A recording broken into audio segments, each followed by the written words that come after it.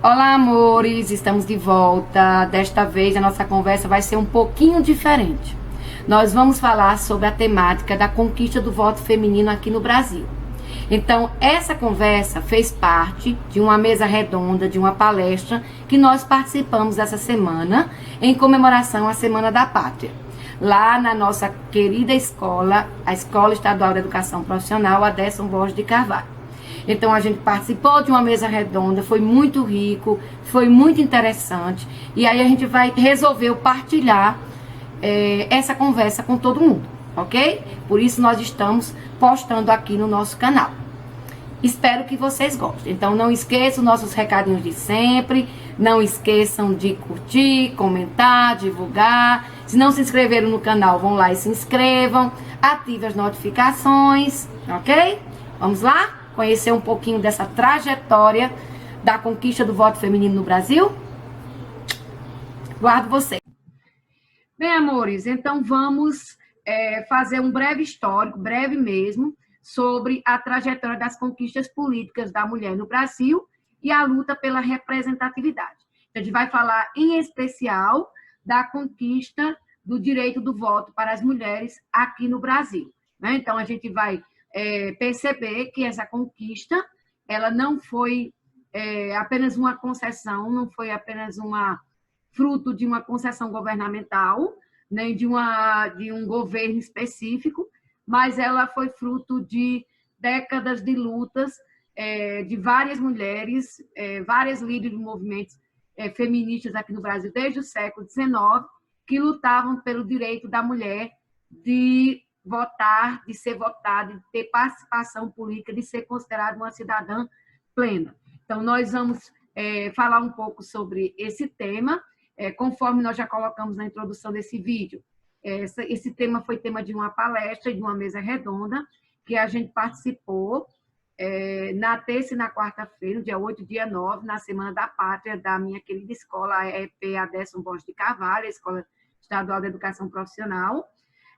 Então, nós tivemos a honra de participar dessa mesa redonda, né, juntamente com dois outros grandes profissionais, a professora e advogada Kílvia e o professor de filosofia Tarcísio, filósofo Tarcísio Cipriano, e a gente teve a honra de fazer esse debate, né, essa exposição e uma mesa redonda sobre esse tema.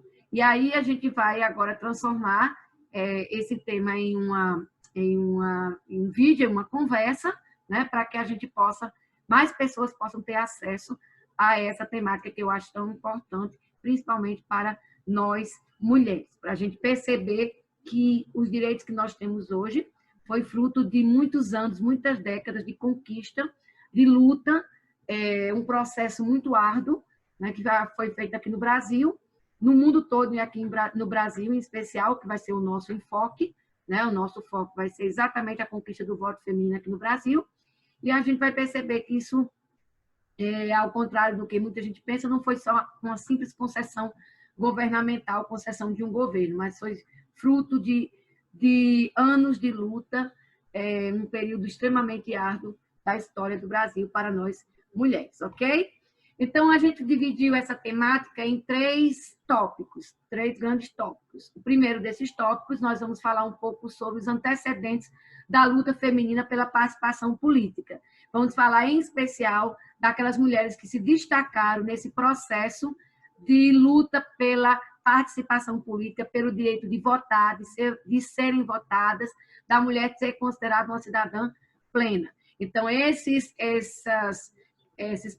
personagens, né, essas mulheres que se destacaram nesse processo, né, então é o que a gente vai enfocar nesse tópico em especial, ok? Então, óbvio que quando a gente fala na questão da luta pela participação feminina, é óbvio que a gente tem que entender como era a situação da mulher, né, desde o início da sociedade brasileira. Então, durante muitos séculos, né, aqui no Brasil, como em na maior parte do mundo, né, a gente pode dizer assim, no mundo todo, mas em especial aqui no Brasil, as mulheres estavam relegadas ao ambiente doméstico, né, e totalmente submetidas ao poder dos pais e dos maridos. Então, ela não era considerada juridicamente capaz a mulher ela estava relegada apenas ao ambiente doméstico.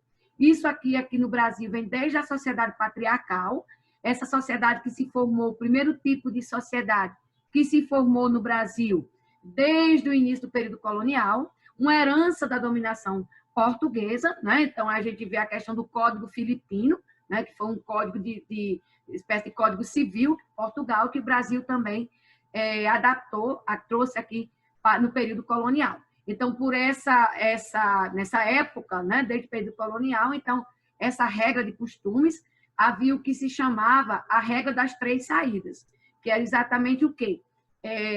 Segundo os costumes da época, lá em Portugal e aqui no Brasil, uma mulher digna, uma mulher honesta, uma mulher direita, como se dizia, ela só saía de casa 3 vezes na vida, para se batizar, para se casar e para ser enterrada. O restante, ela tinha que estar restrita ao ambiente doméstico. E quando saía, quando ela chegava a se expor em público, obviamente era acompanhada, né, por algum membro da família masculino, o pai, o irmão, tio, o marido, e obviamente o destino era um só, que era a questão da igreja. Então, as mulheres elas só podiam sair, as mulheres dignas, as mulheres direitas, as mulheres honestas, elas só saíam acompanhadas por uma figura masculina, e quando saíam, na maior parte das vezes, na grande maioria das vezes, o destino era exatamente a igreja.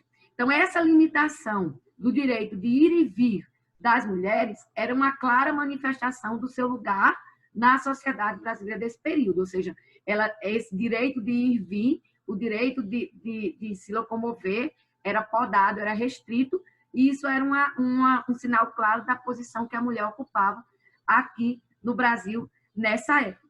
Então, essas transformações, esse papel recluso da mulher, o ambiente doméstico, começa a sofrer algumas transformações já nas primeiras décadas do século XIX. Então, a partir do século XIX, a partir do período imperial, começa a ter algumas modificações nessa situação da mulher aqui no Brasil. Então, as mulheres, por exemplo, obviamente, tem que deixar bem claro, as mulheres de classe abastadas, as mulheres que tinham condições financeiras da elite, essas mulheres, as meninas passaram a ter o direito de ingressar numa escola, que até então era exclusividade dos alunos, dos meninos. As meninas, elas não tinham o direito de frequentar escolas, não havia, as escolas eram um ambiente totalmente masculino, mas a partir do século XIX, a partir de 1827, começaram a surgir escolas específicas para meninas. Então, não havia escolas mistas, então havia as escolas específicas para as meninas. Mesmo assim, essas escolas, que geralmente eram confessionais, ou seja, de congregações religiosas, essas escolas, elas eram voltadas apenas para quem pudesse pagar, eram escolas, não eram escolas públicas, eram escolas privadas, e também o currículo que era dado a essas escolas era muito diferente dos currículos que era dado nas escolas masculinas. Então, era um currículo voltado exatamente para as prendas, para transformar a menina em uma moça casadoira, ou seja, que uma moça prendada, para que fosse atrativa para o casamento. Então, as meninas não tinham, por exemplo, o acesso ao ensino científico, às ciências, à matemática, a questão científica propriamente dita. O currículo era voltado exatamente para ensinar a parte de música, piano, francês, costura, bordado, a ensinar etiqueta. Então, era uma situação, um currículo voltado exatamente para transformar a mulher em uma moça atrativa para o casamento, né? Para que estivesse preparada para o casamento. Obviamente, tem que deixar bem claro que essa regra, né, de ingresso nas escolas, ela não estava acessível às mulheres pobres nem trabalhadoras, estava restrita a uma minoria, né, muito, muito pequena mesmo, de meninas que tinham acesso às escolas. Mesmo assim, dentro desse tipo de currículo. Lembrando também que não era obrigatório, né? As meninas podiam muito bem, elas podiam ficar continuando estudando em casa, né? Esses ensinamentos até o início do Império, as meninas, a educação, toda a educação das meninas era em casa e também voltada para essa questão de se preparar para o matrimônio, certo? Em relação à questão do ingresso no ensino superior, demorou muito mais, né? Então, só 50 anos depois que as meninas passaram a ter o direito de frequentar escolas, é que o direito a cursar uma faculdade foi adquirido, né? Então, só em 1887, o Brasil vai formar a sua primeira mulher com ensino superior, que foi a gaúcha Rita Lobato Velho Lopes, que se tornou a primeira médica formada numa faculdade aqui no Brasil, a primeira médica brasileira. É claro e evidente, obviamente, que todas essas mulheres pioneiras, essas mulheres que ousaram dar esse passo em direção à autonomia, né, que ousaram enfrentar a sociedade, elas vão sofrer muito com isso. Então, elas foram socialmente segregadas, sofreram o que a gente chama hoje de bullying, foram difamadas, tiveram uma situação muito sofrida a todas as mulheres que assumiram que ousaram dar esse passo rumo à autonomia e à profissionalização. Então, nunca foi fácil, muito pelo contrário, foi muito sofrido. As mulheres pagaram um preço muito caro, as mulheres que se tornaram pioneiras nesses processos, principalmente em relação à questão da educação e da profissionalização, num ambiente, num país onde a mulher não era, a maior parte, a grande maioria das mulheres era analfabeta, não sabiam ler nem escrever. Né? Então, essas que ousaram dar esse primeiro passo acabaram sofrendo aí por esse pioneirismo. Em relação à questão dos direitos políticos, aí que as mulheres foram excluídas mesmo, né? Então, desde o início, desde os primórdios da sociedade, as mulheres acabaram tendo seus direitos políticos, não tendo direito político, na verdade. Isso desde as primeiras constituições, quando o Brasil passou a ser um país independente, desde a primeira Constituição, que foi a Carta Outorgada, de 1824. A mulher ela não teve o direito ao voto. Isso se repetiu também na Constituição de 1891. Muitas mulheres acharam que com a República, então, muitas sonharam que com a República a mulher passaria a ter mais liberdade, passaria a conquistar o direito de voto. Infelizmente, isso não aconteceu. As mulheres acabaram sendo frustradas mais uma vez, consideradas cidadãs de segunda categoria, ou seja, não tinham o direito de votar, nem ser votada. Inclusive, eram comparadas as pessoas, os deputados, né, os que fizeram a Constituição de 1891, os homens que fizeram a Constituição de 1891, eles colocavam que a mulher não tinha capacidade mental para participar de uma eleição, para escolher dar um voto, escolher um governante ou um deputado, enfim, fazer uma escolha eleitoral. Elas não tinham capacidade cerebral para isso. Muitos consideravam que a mulher tinha uma capacidade cerebral igual a de uma criança, ou seja, ela não era intelectualmente capaz, né, de fazer essa escolha, e nem de participar de nenhum tipo de processo onde houvesse uma pressão em cima dessas mulheres. Então, os argumentos mais machistas impossível, né, e acabou na Constituição de 1891, né, que se chegou a aventar essa hipótese, mas acabou sendo nem colocado em votação, acabou sendo escanteado. Então, essa situação da falta de direito político das mulheres vai acabar persistindo até as primeiras décadas do século XX, né? Então, vai continuar persistindo até as primeiras décadas do século XX. Então, só para se ter uma ideia de como a situação da mulher era complicada, né, até o início do século XX, em termos aqui no Brasil, né, em termos jurídicos, principalmente, no primeiro Código Civil, que foi aprovado no Brasil em 1916, muitas das discriminações, muitas dos preconceitos em relação à mulher foram institucionalizados como leis, né? Então, foram juridicamente legalizados. Então, por exemplo, com o casamento, a mulher perdia sua capacidade civil plena, ela perdia seu poder de decisão, todo o seu poder de decisão dependia do marido, né? Então, cabia ao marido autorizar a mulher para que ela pudesse trabalhar, realizar transações financeiras, fixar a residência, ou qualquer outra decisão de impacto, né, ou qualquer outra decisão importante, ela tinha que ter autorização do marido. O Código Civil punia severamente a mulher que era considerada como desonesta, inclusive, por exemplo, considerava que a mulher que não fosse virgem, isso era motivo para anulação do casamento, e inclusive isso aí perdurou até as últimas décadas do século passado, né, com as mudanças no Código Civil brasileiro. As moças que tinham relações sexuais antes do casamento eram consideradas desonestas e podiam ser deserdadas, né? Então, elas não tinham amparo legal, muito pelo contrário. As mulheres casadas, elas estavam sob o pátrio poder, que era o poder do marido, elas não eram consideradas juridicamente capazes, elas tinham a mesma status, a mesma posição de que os portadores de deficiência, as crianças, os mendigos e os índios, ou seja, não respondiam pelos seus atos, não eram juridicamente capazes.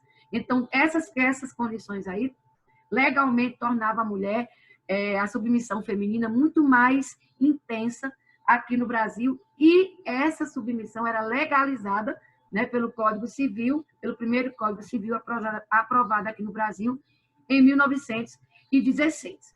Então, é óbvio que muitas mulheres lutaram para mudar essa situação, né? Então, a gente vai falar um pouquinho sobre algumas dessas que a gente chama as precursoras do movimento feminista no Brasil, e aquelas que realmente botaram a mão na massa, aquelas que realmente se declararam feministas e lutaram principalmente pela questão do voto feminino.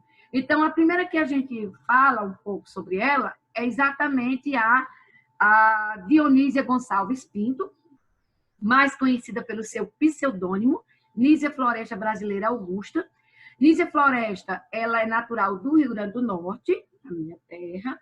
Ela é natural do Rio Grande do Norte, no município de Papari, que hoje recebe o nome dela, o município de Nísia Floresta. Ela foi uma moça, uma exceção no mundo feminino, porque ela teve acesso à educação, ela viveu vários estados brasileiros, ela viajou para fora do país, na Europa. Então, ela era intelectualmente, ela era tinha um status intelectual muito mais avançado em relação à maioria das mulheres aqui no Brasil, né? Tem uma posição intelectual muito mais avançada, né? Então, ela era educadora, escritora, poetisa, escreveu cerca de 15 livros. O primeiro livro dela, chamado Direito das Mulheres e Injustiça dos Homens, esse livro é considerado, ela escreveu aos 22 anos, esse livro é considerado o primeiro livro feminista aqui no Brasil. Ela defendia não só os direitos das mulheres, também o direito dos índios, dos escravos. Ela participou de movimentos políticos, como a questão da abolição da escravatura, do movimento abolicionista, do movimento republicano. Ela foi uma das que se frustrou com a República. Ela achou que a República ia trazer mudanças para as mulheres, que efetivamente não aconteceu. Então, ela escreveu, os livros dela foram reconhecidos fora do Brasil, né? Principalmente os livros de poesia, e ela se tornou uma mulher extremamente famosa. Mas quando a gente fala em Nísia Floresta, o que mais a gente destaca em relação a Nísia Floresta é exatamente ela ter sido considerada a primeira feminista do Brasil, né? A primeira a ser uma voz a favor das mulheres, né? A se posicionar publicamente a favor das mulheres, e também ter sido uma educadora, uma das primeiras grandes educadoras brasileiras. Com apenas 28 anos, no Rio de Janeiro, ela funda uma escola para meninas, conhecido como Colégio Augusto, na Rua Direita, ficava na Rua Direita, no Rio de Janeiro. E aí ela passa a incluir no currículo dessa escola, desse colégio, não só as disciplinas tradicionais, que eram voltadas para as meninas, mas passou a dar às meninas o direito a ter o acesso a uma educação científica. Então, ela incluiu no currículo a gramática, ciências naturais, ciências sociais, línguas estrangeiras e a matemática. E que a matemática era se considerava na época que a mulher não tinha capacidade de entender a matemática. Então, ela incluiu essas disciplinas nesse colégio, foi muito criticada por isso, mas muito mesmo, mas ela foi uma das precursoras, né, totalmente à frente do seu tempo. Ela foi uma das precursoras que defendeu o direito das meninas a terem uma educação científica, fundando, logicamente, a base de gerações de mulheres que hoje estão em escolas, em universidades, aprendendo e ensinando. Então, ela foi a pioneira nesse processo da educação científica, de dar acesso à educação científica para as meninas. Outra feminista, que é considerada também uma grande feminista aqui no Brasil, embora não se intitulasse como tal, mas foi a Chiquinha Gonzaga, que a gente, inclusive, né, quem vem acompanhando aí nossas conversas no canal, a gente já falou dela lá no início do período republicano, né, no período da República Velha, naqueles vídeos sobre a República Velha. A Chiquinha Gonzaga, ela ficou mais conhecida como a Chiquinha Gonzaga, mas o nome dela era Francisca Edviges Neves Gonzaga. Ela foi a primeira mulher compositora e a primeira maestrina da história do Brasil. A primeira mulher a reger uma orquestra, foi a primeira mulher a compor, né? Então ela se destacou na música, misturando ritmos, né? As polcas europeias, as valsas europeias, com os ritmos dos batuques africanos, e aí ela criou, também foi responsável por compor a primeira letra de uma marchinha de carnaval, né? Então, que foi o Abre Alas, que é considerado uma marchinha de carnaval, uma das mais famosas, mais tradicionais que existe. A Chiquinha Gonzaga, ela participou ativamente de movimentos abolicionistas, do movimento republicano, da defesa dos direitos das mulheres. Então, ela se posicionava politicamente, foi muito criticada, tanto ela como a Anísia também sofreram muita discriminação, difamação da sociedade da época, mas se destacaram no século XIX como as precursoras do movimento feminista aqui no Brasil.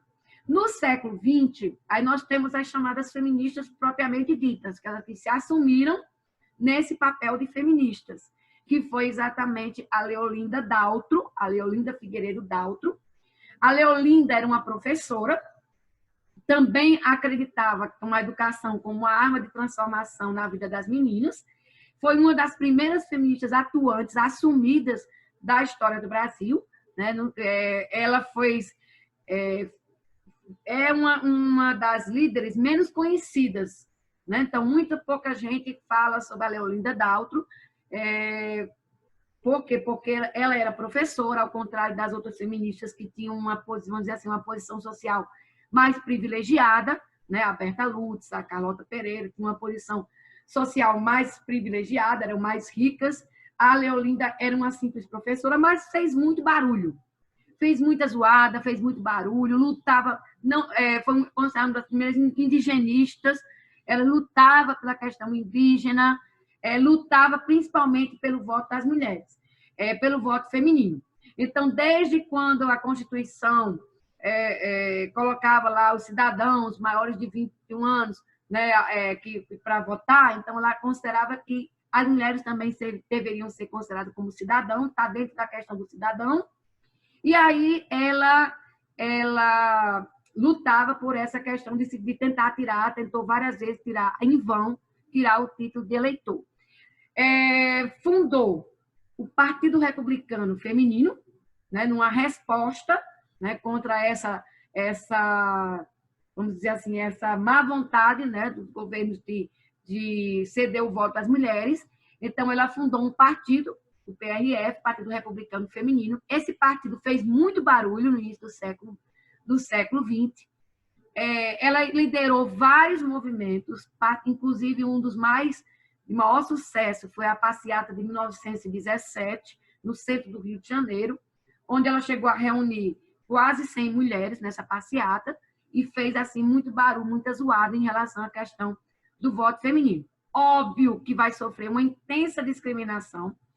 Ela foi difamada pela sociedade da época, chamavam ela de mulher-diabo, né? Então ela é mulher macho, mulher-diabo, então ela tinha era considerada, era difamada exatamente por conta dessa postura dela.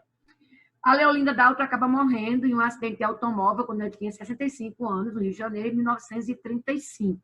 Então, ela dirigiu o próprio carro, acabou se acidentando e ela morreu nesse coincidentemente, um ano depois da oficialização do voto feminino, né, que foi na Constituição de 1934. Outra mais bem conhecida, né, que é bem mais conhecida, ativista feminista aqui no Brasil, foi a Berta Lutz. A Berta Maria Júlia Lutz, ela era uma cientista, né, então era da elite, lógico, era de uma família importante, de uma família rica, filha do renomado cientista Adolf Lutz, e que, portanto, estudou fora, fez faculdade na Sorbonne, em Paris, né, em ciências naturais, acabou se formando nessa universidade, voltou para o Brasil com as ideias feministas que estavam bombando na Europa, obviamente, nesse período, e passou a atuar em defesa do voto feminino e na luta pela igualdade de direitos entre homens e mulheres. Então, a Berta Lutz, ela acabou se tornando a segunda mulher, né, a ingressar no serviço público aqui no Brasil. A primeira mulher foi a Maria José Rabelo Castro Mendes, que foi admitida em 1918 no Itamaraty, e ela, a Berta Lutz, ela se fez o concurso para o Museu de História Natural, o Museu Nacional do Rio de Janeiro, de História Natural, passou no concurso e teve que entrar na justiça para poder assumir a vaga, porque não queriam que uma mulher lá no museu. Né? Então, ela teve que provar o seu valor, né? E teve que ingressar na justiça para poder obter um direito que era seu, de ter passado no concurso e assumir a vaga porque passou no concurso. Então, ela era uma especialista em anfíbios, trabalhou a vida toda, né, até o fim da vida, lá no Museu de História Natural do Rio de Janeiro. Então, ela ingressou no museu em 1919. A Berta, ela é considerada uma das mais conhecidas do movimento feminista porque ela foi responsável pela fundação da Liga pela Emancipação Intelectual da Mulher, em 1919, e principalmente pela Federação Brasileira para o Progresso Feminino, a conhecida e famosa FBPF, e que ela criou em 1922. Então, essa FBPF com o Partido da Leolinda Daltro, né, o PRF, foram as duas organizações que fizeram uma opressão para a obtenção do voto feminino aqui no Brasil. Em 1936, ela assume uma cadeira de deputada na Câmara Federal, né? Então, ela tinha perdido essa vaga na eleição de 33 para Carlota Pereira, que acabou se tornando a primeira deputada a assumir um cargo no Congresso Nacional, mas ela consegue se eleger mais para frente, em 1936, e no seu mandato, ela vai lutar principalmente pela mudança da legislação referente ao trabalho da mulher e dos menores de idade, vai lutar pela igualdade salarial entre homens e mulheres, que infelizmente até hoje não acontece, a questão da licença maternidade, que não existia, então ela propôs a licença maternidade, licença gestante, para 3 meses, e a redução da jornada de trabalho, que na época era de 13 horas, né? Então, que hoje é de 8, na época era de 13 horas. Então, essas foram as suas principais bandeiras de luta. Bom, então a gente vai falar agora especificamente, sobre o processo de conquista do voto feminino no Brasil. Como foi que aconteceu, como foi que as mulheres aqui no Brasil conquistaram o direito do voto, de votar e serem votadas. Então, esse direito da mulher de participar politicamente sempre foi obtido em todo o mundo através de muita luta. Nunca foi concessão, sempre foi através de luta, algumas mais radicais, outras menos radicais.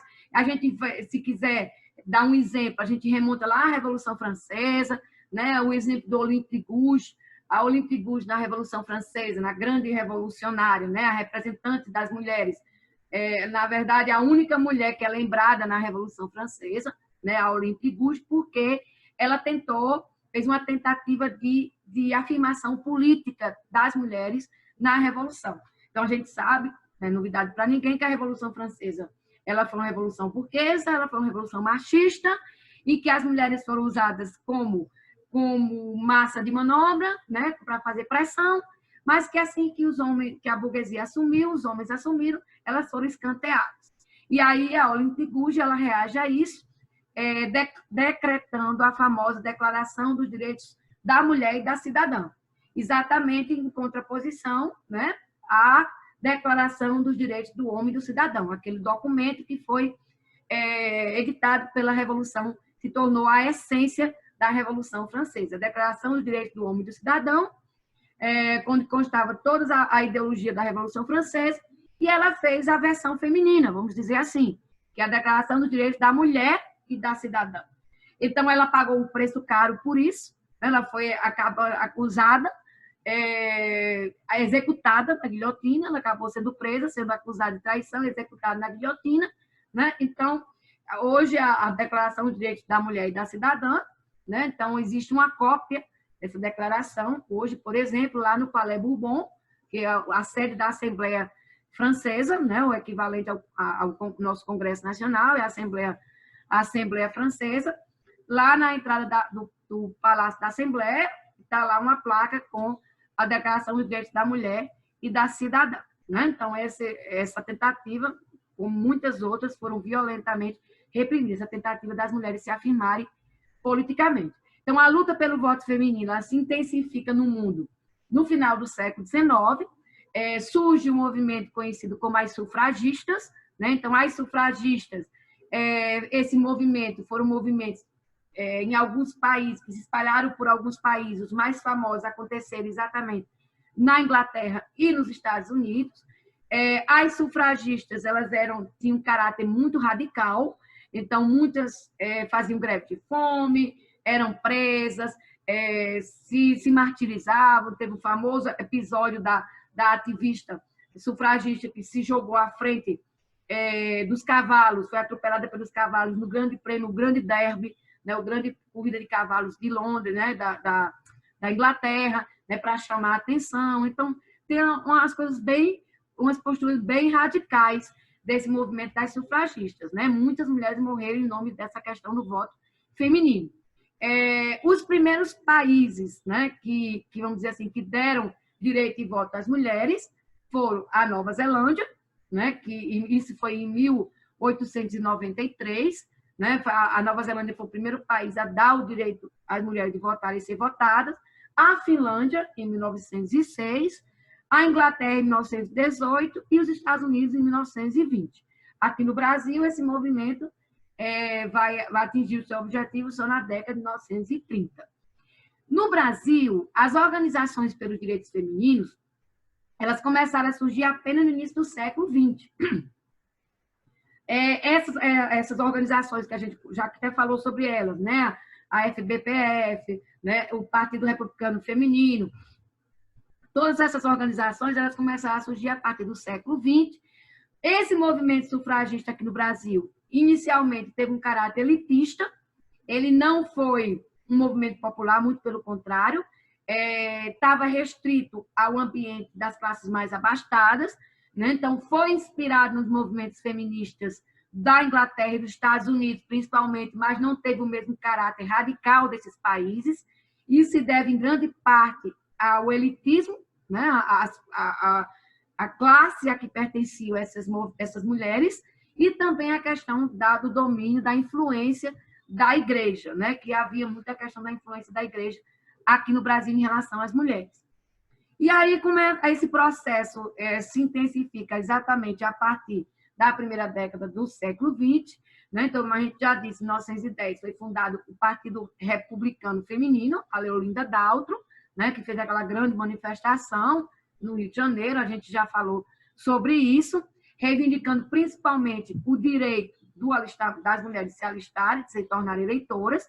Em 1922 é fundado a Federação Brasileira pelo Progresso Feminino, que também já falou, a Berta Lutz, né, que se espalha por vários estados brasileiros, né? Então, fundada em São Paulo, se espalha por vários estados brasileiros. E em 1926 é eleito Washington Luiz, e uma das promessas de campanha, uma das coisas que ele tinha falado na campanha, era exatamente a questão que ele era favorável ao voto feminino. Então, quando ele foi eleito, tentou-se fazer uma proposta de reforma eleitoral para, vamos dizer assim, introduzir essa questão do voto feminino. Essa proposta de concessão do voto feminino foi totalmente deturpada no Congresso, não teve a participação de mulheres, né, na elaboração da proposta, e não chegou a ser nem votada, porque não foi adiante, até porque no fim do mandato, enrolaram o mandato todo, e no fim do mandato de Washington Luiz estourou a Revolução de 1930, e aí a proposta não foi adiante. Em 1927, e aí tem que fazer uma ressalva, né, que é extremamente importante, o papel do Estado do Rio Grande do Norte nesse processo, porque o Rio Grande do Norte foi o primeiro estado do Brasil a conceder o voto feminino, né, a permitir que as mulheres votassem e pudessem ser votadas. Isso aconteceu a partir da eleição do governador Juvenal Lamartine. Então, em 1927, quando Juvenal Lamartine é eleito, ele sanciona uma lei estadual permitindo o voto feminino no Estado. Então, ele se tornando o primeiro Estado brasileiro as mulheres puderam exercer o direito de voto antes da reforma eleitoral de 32. Tanto que a primeira eleitora do Brasil, a primeira mulher a ter um título de eleitor, a Celina Guimarães Viana, na cidade de Mossoró, foi a primeira mulher no Brasil a possuir um título de eleitor. Então, foi eleita também no Rio Grande do Norte a primeira vereadora, que era chamada de intendente na época, em Natal, né, que foi a Júlia Alves Barbosa, e também o Rio Grande do Norte elegeu a primeira prefeita não só do Brasil, mas da América Latina, que foi a Luísa Alzira Teixeira Soriano, que era uma fazendeira, né, que foi eleita com 60% dos votos para a prefeitura de Lages, no interior do Rio Grande do Norte.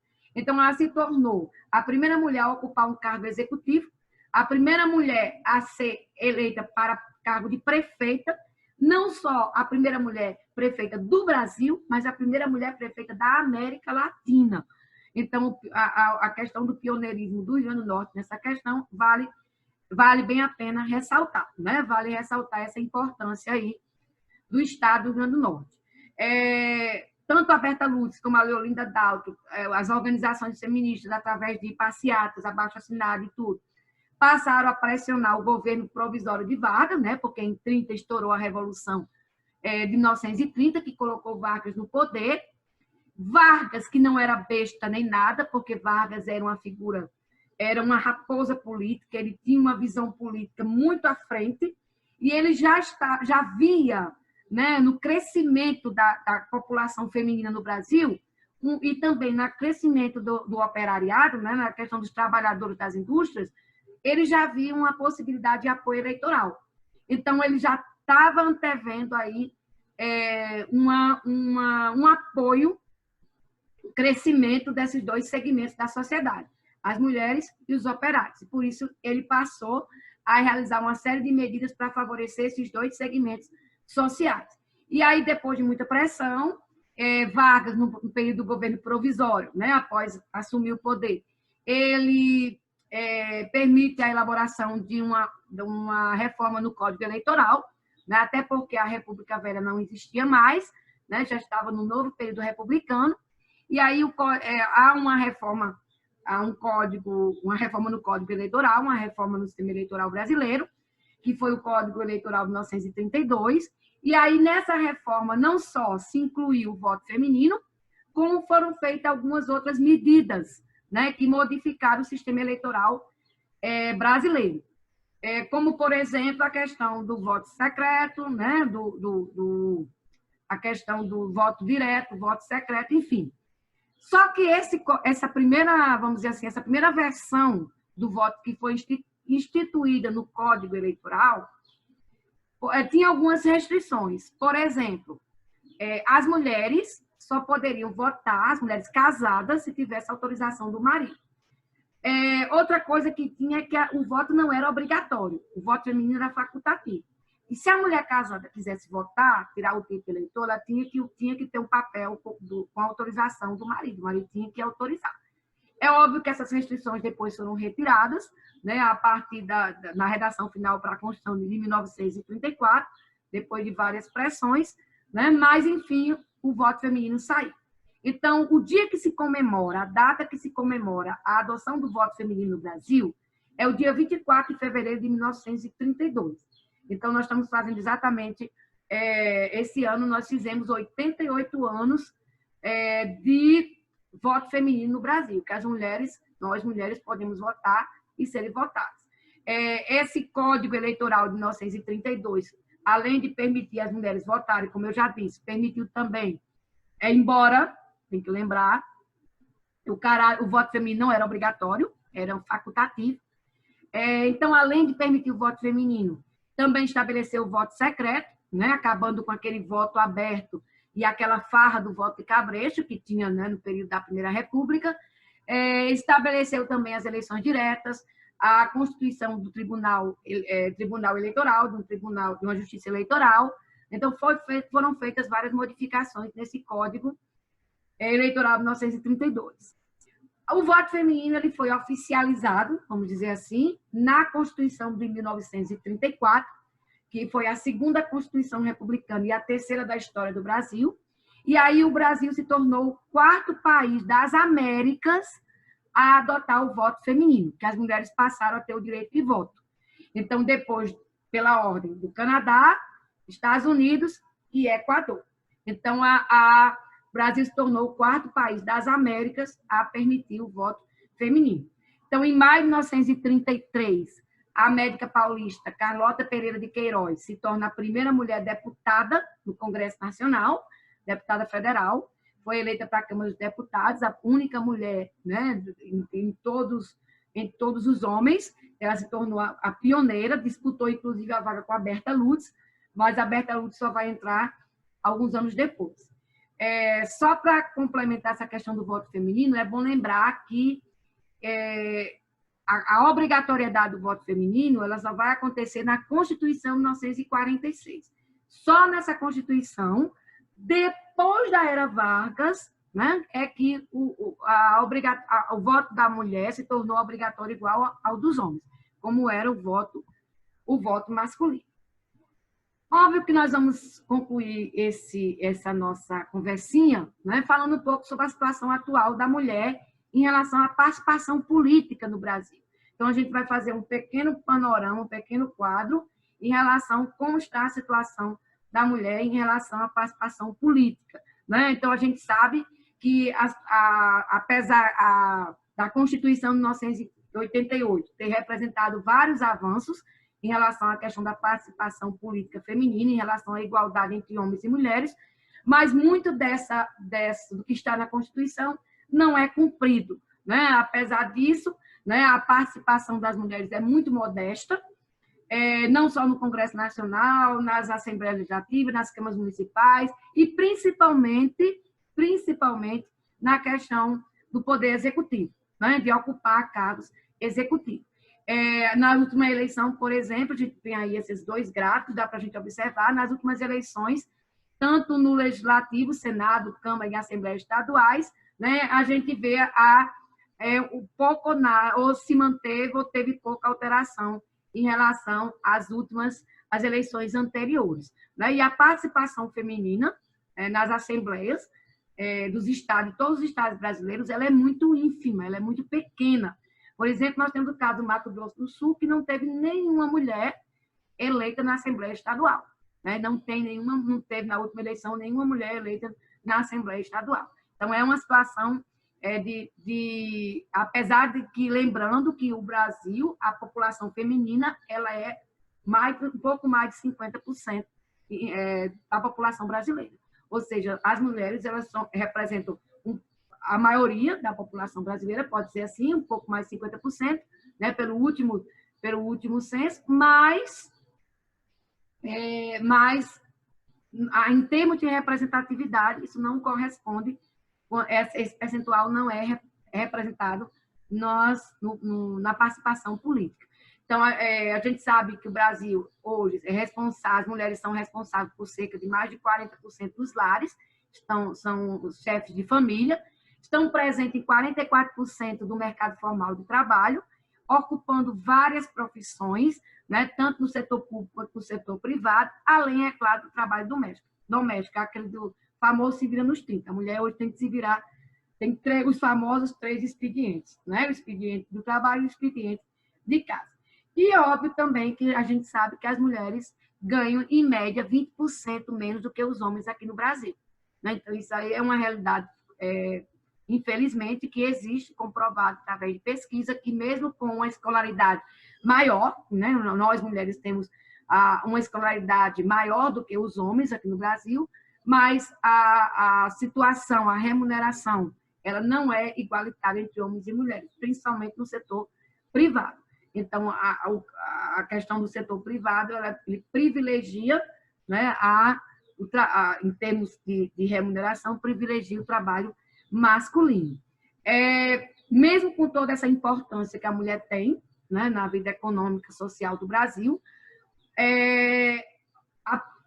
o Brasil hoje ocupa uma posição, segundo o relatório da ONU, ele ocupa uma posição extremamente baixa em relação à participação feminina no parlamento, ou seja, no legislativo, no poder legislativo.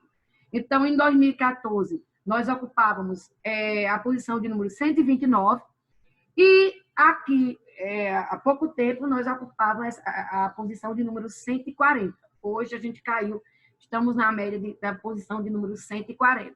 E isso foi agravado principalmente nessa última eleição que nós tivemos em 2018, onde houve uma queda muito grande de participação das mulheres na política aqui no Brasil.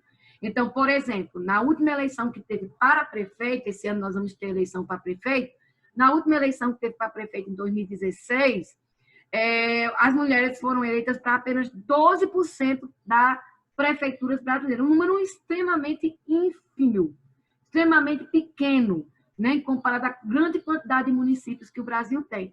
Então, as mulheres, elas governam cerca de 12% das prefeituras brasileiras, apesar de terem, como a gente já disse, uma média de escolaridade maior. Geralmente, esses municípios são municípios pequenos, pobres, né, e em regiões com menos desenvolvimento. É o caso, por exemplo, no Nordeste, no Norte, né, que é onde tem a maior, dessas 12%, a maior parte das mulheres que governam municípios estão no Norte e Nordeste. No Sul, Sudeste, a participação é bem menor, né, bem pequena, o que reflete também exatamente muito a questão aí da influência masculina, né, do poder masculino na política. Nós tivemos, por exemplo, nessa última eleição, um absurdo de que 1/4, né, dos municípios brasileiros não elegeram nenhuma vereadora. Então, em 1/4, em 20% dos municípios brasileiros, 25% dos municípios brasileiros, nós não temos nenhuma mulher ocupando cargo nas câmaras municipais, ou seja, como vereadora. Óbvio que a luta continua, né? Então as mulheres elas continuam se mobilizando, né? A sociedade civil continua se mobilizando para que as mulheres participem politicamente, com o objetivo de aumentar a participação política feminina. Está em vigor uma lei de 1997, a lei número 9.504, que institui a famosa cota de 30% de candidaturas femininas. Então, todo partido político ele tem que ter, obrigatoriamente, 30% de mulheres candidatas, né? Então, existe até uma proposta para aumentar esse percentual para 50%. Também está em tramitação no Senado, né? Já teve até um parecer favorável da relatora, mas está em tramitação no Senado um projeto que faz uma reserva de 30% das cadeiras do Poder Legislativo para as mulheres. Então, para as câmaras municipais, para a Câmara de Deputados, para o Senado, 30% das cadeiras serão ocupadas por mulheres. Esse projeto está em tramitação há um tempinho já, né? Então, já teve até o parecer favorável da relatora, que foi até a jogadora de vôlei, a Leila, né? Que fez o parecer favorável, mas ainda está em tramitação no Congresso. Óbvio que ainda a lei é uma coisa, mas a situação é outra bem diferente, né? Então, mesmo com todas essas propostas, a gente viu na última eleição, agora em 2018, o número não chegou a 20% de candidatas eleitas, não se atingiu nem sequer essa marca. Em termos de poder executivo, nós só temos uma governadora, né, aqui no Brasil, que é a governadora do Rio Grande do Norte, a Fátima Bezerra, do PT, que é a única mulher que conseguiu se eleger nesse último pleito, nessa última eleição. Nós chegamos a ter, em 2006, 3 mulheres eleitas governadoras, né? Mas esse número foi caindo e nessa última eleição, nas 2 últimas eleições, de 14 e 18, nós tivemos apenas 2 mulheres que foram vencedoras como governadoras, né? Para cargo executivo. Existe também muito essa questão dos 30% para a candidatura dos partidos. Existem muitos escândalos em relação a isso, todo mundo acompanha, né? Porque às vezes o partido coloca lá para cumprir a cota, né? Que é lei, porque senão o partido é multado. Então, ele bota lá a mulher para cumprir a cota, mas a mulher não tem nenhum trabalho para que ela seja eleita, né? E o recurso que vem para a candidatura dela, ela repassa para as candidaturas dos outros candidatos masculinos do partido. Então, esses escândalos, conhecidos como as candidaturas laranjas, né? Então, já estourou no Brasil, né? Nos últimos anos, vem sendo investigado, e está rolando aí dessa última eleição, né? Então, espera-se que nesse ano não se tenha mais tanto escândalo em relação a isso. Então, além de todas as dificuldades que a mulher enfrenta para participar da vida política, quando ela consegue participar, consegue ter voz e consegue se destacar, principalmente em relação a muitas questões de injustiças que acontecem no país, acontece o caso das violências, né? Então, a violência política contra a mulher, o caso mais grave, mais recente, né? E mais escandaloso em relação a isso, aconteceu recentemente, há 2 anos atrás, que foi o assassinato da vereadora do PSOL do Rio de Janeiro, a Marielle Franco, que foi assassinada juntamente com o motorista dela. Um assassinato político, né, porque ela lutava contra os milicianos do Rio de Janeiro, que dominam o Rio de Janeiro, né? Então, não só dominam a cidade, como dominam também o setor político do Rio de Janeiro. E aí a Marielle Franco acabou sendo assassinada.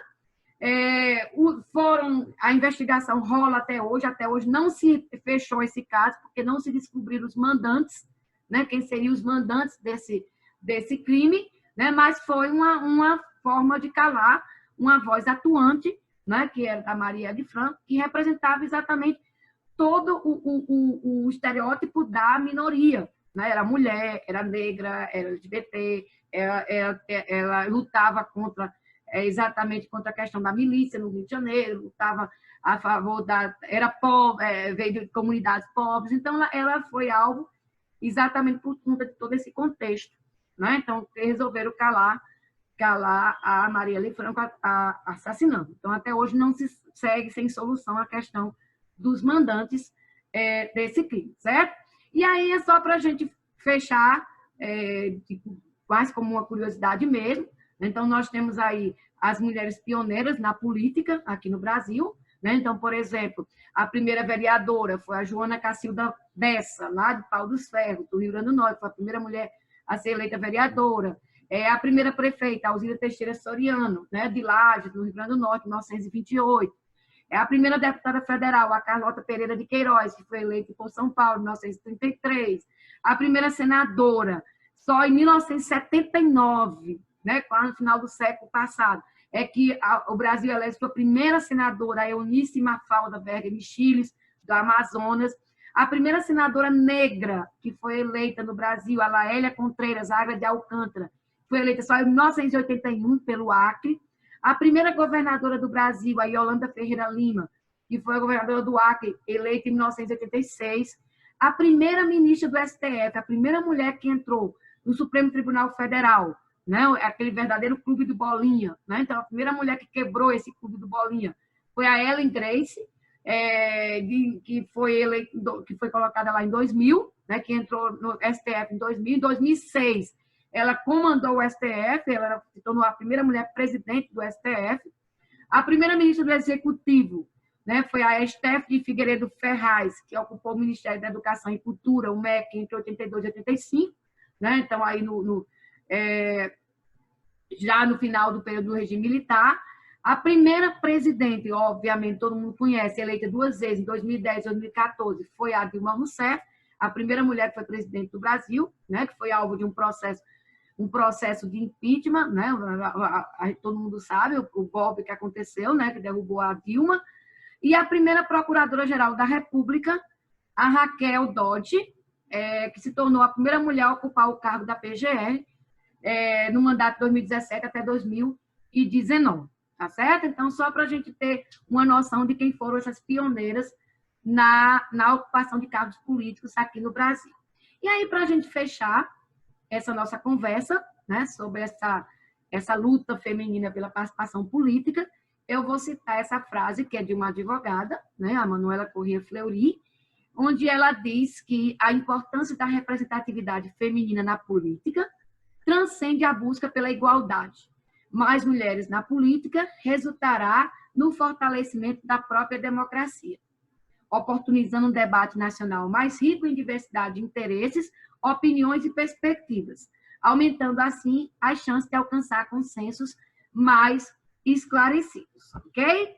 Então, amores, grata pela atenção, espero que tenham gostado aí desse breve histórico, né, retratando a nossa luta, as mulheres, pelo direito à cidadania e à participação política, ok?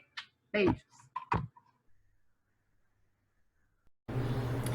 E aí, amores, gostaram?